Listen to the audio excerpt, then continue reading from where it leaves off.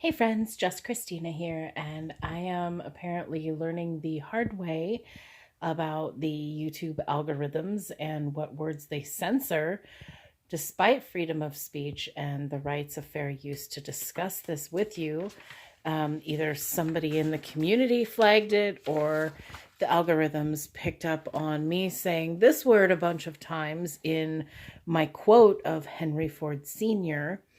And ultimately, what he says is the same things that we already know. He's talking about the corruption of media control. He's also talking about how this specific control influences so many other aspects of our lives, including the corrupt sports sector, the corrupt banking industry sector. And I'm not going to read it to you again just because I don't want to get flagged. But this is a 44-year-old document, and so I apologize if it offends anybody. This is just truth at face value.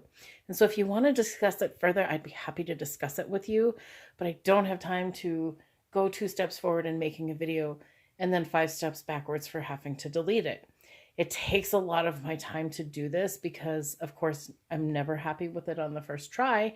And I know that's funny, as terrible as my videography is in the first place. It takes a long time to do this.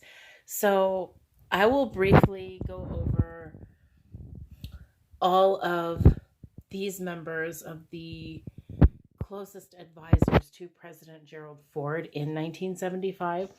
And a lot of their influences come from this sector. Okay, so Secretary of Welfare Weinberger, Head of Economic Council Greenspan, Chief Speechwriter Friedman,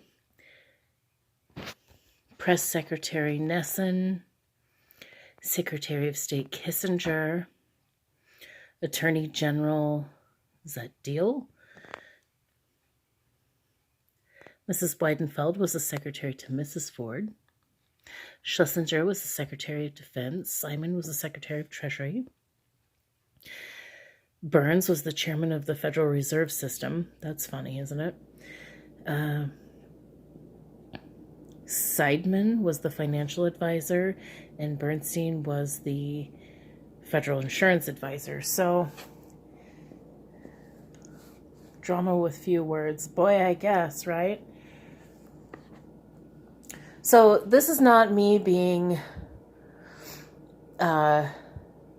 anti-Semitic. This is not me trying to cause problems. This is just me presenting these documents at face value for the sake of knowledge and education and as an eye-opener. But it is interesting how it discusses that just a very few control 100% of the rest of us.